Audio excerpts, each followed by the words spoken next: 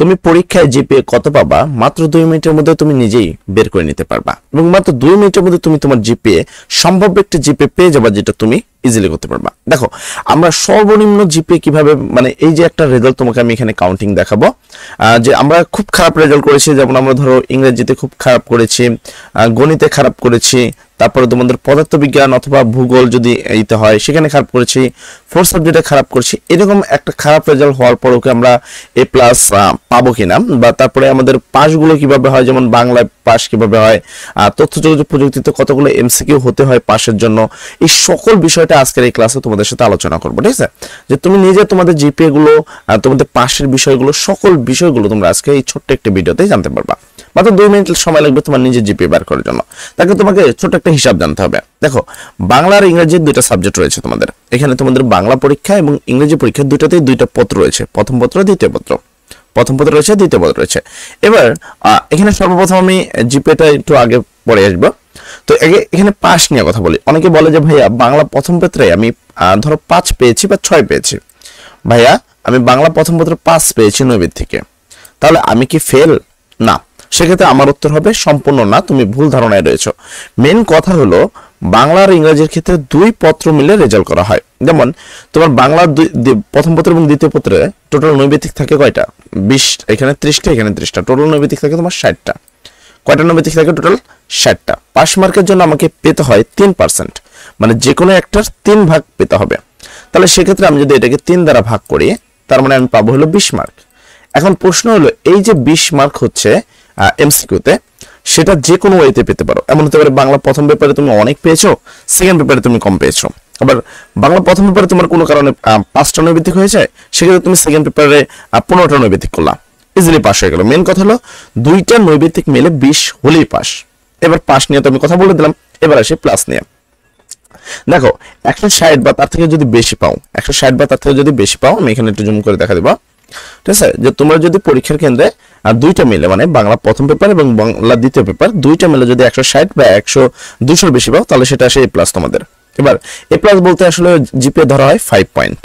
ঠিক আছে, তারপর তোমাদের ধরো 140 থেকে 169 যদি তুমি পাও, তাহলে সেটা আসে এ, সেটা আসে এ, সেটাকে 4 পয়েন্ট ধরা হয়। তারপর তোমাদের 120 থেকে যদি আমরা কাউন্টিং করি, সেটাকে 3.50 ধরা হয়।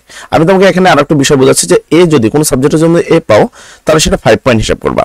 কোন সাবজেক্টে যদি তুমি মানে এ প্লাস হলে 5 পয়েন্ট, আর যদি তুমি কোনো সাবজেক্টে এ পাও সেক্ষেত্রে তুমি 4 ধরবা, আর যদি কোনো সাবজেক্টে এ মাইনাস পাও সেটাকে 3.5 ধরবা। বি পেলে সেটাকে ধরবা হলো তুমি কত? 3 পয়েন্ট। আর যদি তুমি সি পাও তাহলে ধরবা 2 পয়েন্ট, আর ডি পেলে 1 পয়েন্ট, এফ পেলে 0 পয়েন্ট। ঠিক আছে, তো এইটা হলো তোমাদের কি জিপিএর হিসাব, যে মেন জিপিএর যে হিসাবটা করা হয় সেটা। এটা তোমরা সবাই জানো যে 80 থেকে 100 বা 80-র উপরে পেলে সেটাই প্লাস। তো আমি তো জিপিএ বললাম 5 পয়েন্ট। তো এই হিসাবটা কিন্তু তোমাদের মোটামুটি সবার জানা আছে। এবার চলো আমরা একটা হিসাব করি, এবং এটা 4 সাবজেক্টের হিসাব বলে। দেখো 4 সাবজেক্টের বিষয়টা কি থাকে, যে 4 সাবজেক্টে যদি কেউ ফেল করে, 4 সাবজেক্টে যদি কোনো স্টুডেন্ট ফেল করে, তাহলে কি তার কোনো ফেল আসবে? না। আমার প্রশ্ন এখানে আমি বলবো যে না, 4 সাবজেক্টে যদি কোনো ছাত্রছাত্রী ফেল করে, তাহলে তার মেন যে রেজাল্ট তাতে এটার কোনো ইফেক্ট পড়বে না, বা এখানে সে ফেল করবে না। তবে কি হয়, 4 পয়েন্টে যদি তুমি এ প্লাস পাও, 4 পয়েন্টে তুমি ধরলাম এ প্লাস পাইছো, সেক্ষেত্রে এখানে 2 বাদ দিয়ে মানে 4 সাবজেক্টে তুমি যে পয়েন্ট পাবা তার থেকে 2 বাদ দেওয়া হবে। তাহলে 5 থেকে যদি 2 পয়েন্ট বাদ দিয়ে, তাহলে থাকে 3 পয়েন্ট। তোমার মেন রেজাল্টের সাথে 3 পয়েন্ট যোগ করা হবে। আর যদি তুমি 4 পয়েন্ট হও, 4 পয়েন্ট পেলে সেক্ষেত্রে 2 বাদ দিয়ে 2 পয়েন্ট তোমাদের রেজাল্টের সাথে যোগ করা হবে। ঠিক আছে, এটা কোনো সাবজেক্টের সাথে যোগ করা হয় না। অনেকে বলবো ভাইয়া আমার কেমিস্ট্রিতে আমি 1 এর জন্য প্লাস পাইনি, আমার কি ওখানে 1 যোগ হবে? আমার বাংলাতে আমি 2 এর জন্য প্লাস পাইনি, আমার কি 2 ওখানে যোগ হবে, মানে 4 সাবজেক্ট থেকে? না, এই উত্তরটা হবে সম্পূর্ণ না। ঠিক আছে, যে এরকম হলে কখনোই হবে না। এই মার্কটা অনলি জাস্ট যোগ করা হয় মেনটার সাথে, এবং এই টোটাল যোগ করার পরে তোমাকে জিপিএ কে 9 দ্বারা ভাগ করতে হবে। এখানে আমি একটা সম্ভাব্য একটা মান রেখেছি, আমি এখানে একটা রেজাল্ট রেখেছি যেটা মোটামুটি সবার একটা রেজাল্টের আশেপাশে দিয়ে যাবে। যেমন বাংলা পরীক্ষাতে আমি এখানে তোমার রেজাল্টটা যদি খেয়াল করো, আমি এখানে এ রেখেছি। মানে বাংলা পরীক্ষায় অনেক স্টুডেন্ট কি পাবে, ম্যাক্সিমাম স্টুডেন্ট পাবে এ, অনেকে এ প্লাস পাবে। তবে আমি সবচেয়ে খারাপ দিক থেকে হিসাব করবো, সবচেয়ে খারাপ দিক হয়ে কিভাবে প্লাস অর্জন করা যেতে পারে। এবার সবচেয়ে খারাপ হিসেবে আমি বাংলা ধরলাম এ পেয়েছো, এ মানে কত? এ মানে হলো 4 পয়েন্ট পেয়েছো, তাহলে 4 পয়েন্ট হলো। আমি ধরলাম তুমি ইংরেজিতে তুমি পেয়েছো এ মাইনাস, কি পেয়েছো? এ মাইনাস, মানে খুবই আমি খারাপ দিক থেকে, আমি বারবার বলতে, আমি কিন্তু খারাপ দিক থেকে করবো। ঠিক আছে, তো এই জন্য আমরা কি করবো, ইংরেজিতে আমরা করবো কি এ মাইনাস ধরবো। এবার ইংরেজিতে যখন এ মাইনাস হবে, তখন এই পয়েন্টটা হবে কত? 3.50। এর চেয়ে খারাপ তো আর পাবো না নাকি?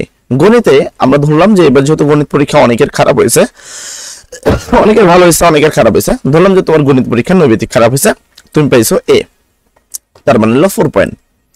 তথ্য যোগাযোগ প্রযুক্তি খুবই সহজ একটি সাবজেক্ট, যাতে তুমি প্লাস পাইছো, ইজিলি হয়ে গেছে। এবার অনেকের প্রশ্ন যে ভাই তথ্য যোগাযোগ প্রযুক্তিতে পাস কততে?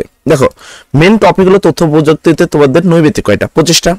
এবার তুমি কি করতে হবে কি 25 3 দ্বারা ভাগ দিতে হবে। 25 ভাগ কত দিতে হবে? 25 ভাগ 3 দিতে হবে, দিলে হয় 8.933। মানে এখানে ম্যাক্স কথা হলো এখানে 9 না পাইলে, এই 4 সাবজেক্টে তুমি 9 না পাইলে তাহলে তুমি ফেল। এটা কারো সম্ভব না, মানে কারো পক্ষে সম্ভব না পাস করানো। এটা আমার এক বন্ধুর সাথে হয়েছে যে সে 7 পেয়েছিল তথ্য যোগাযোগ প্রযুক্তিতে, এই একটা সাবজেক্টে, বাকি সাবজেক্টগুলোতে সে ভালো রেজাল্ট করেছিল। কিন্তু আমার এক বন্ধু রয়েছে, সে তথ্য যোগাযোগ প্রযুক্তিতে 7 পেয়েছিল এমসিকিউতে, এবং তার কিন্তু পুরো একটা বছর নষ্ট হয়ে গেছে।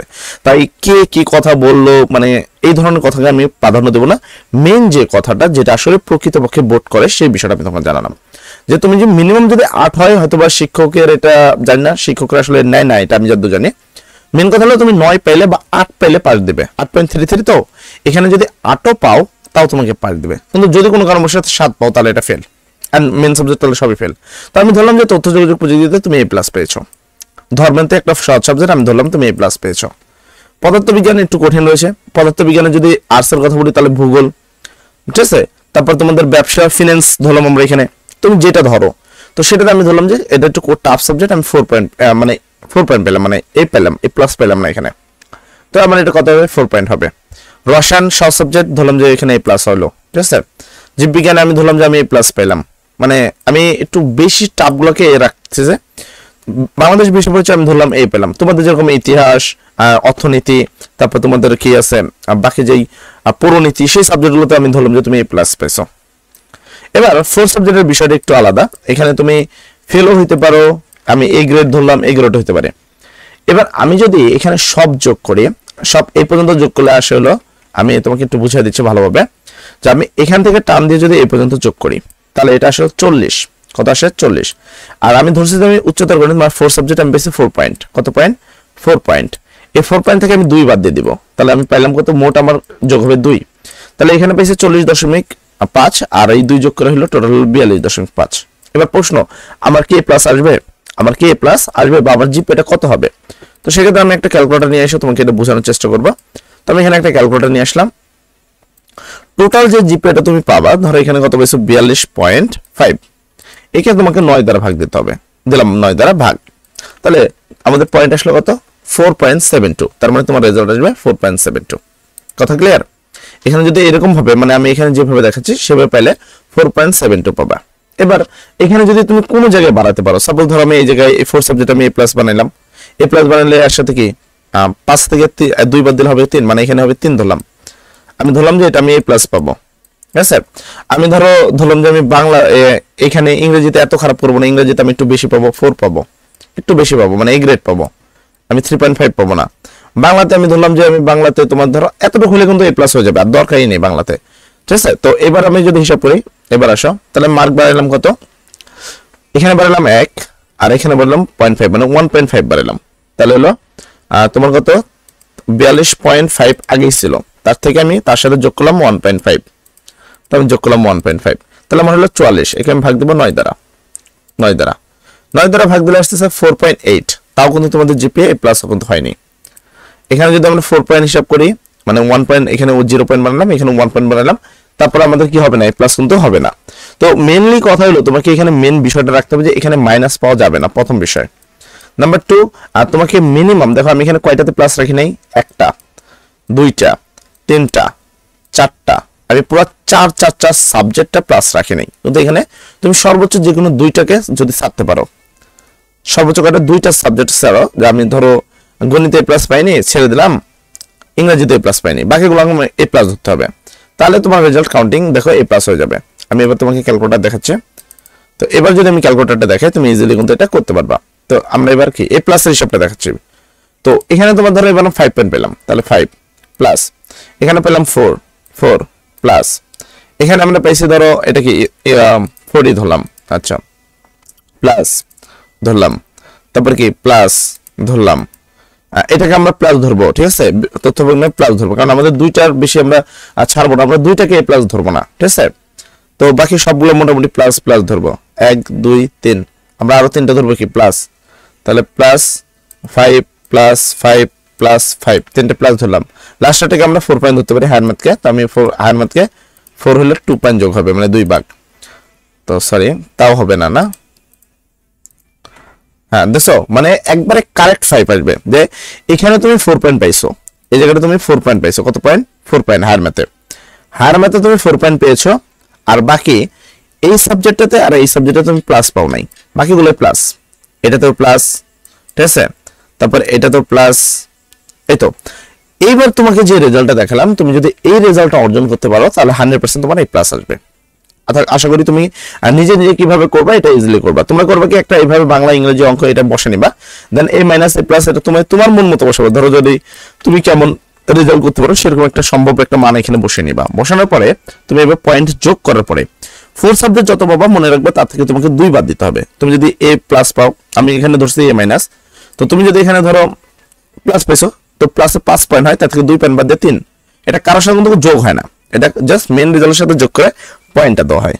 আশা করি তুমি আমার বিষয়টা বুঝতে পারছো, ঠিক আছে। তো এইভাবে তোমরা নিজের জিপিএটা বাই করো, 2025 2026 2027 তোমরা যারাই হও না কেন সবাই তোমরা নিজের মতো করে জিপিএটা বের করে নাও। আশা করি জিপিএ বের করতে সবাই পারবা। তো আজকের ক্লাসটি এতটুকুই, সব ভালো থাকবে, সবার জন্য দোয়া করি। আসসালামু আলাইকুম।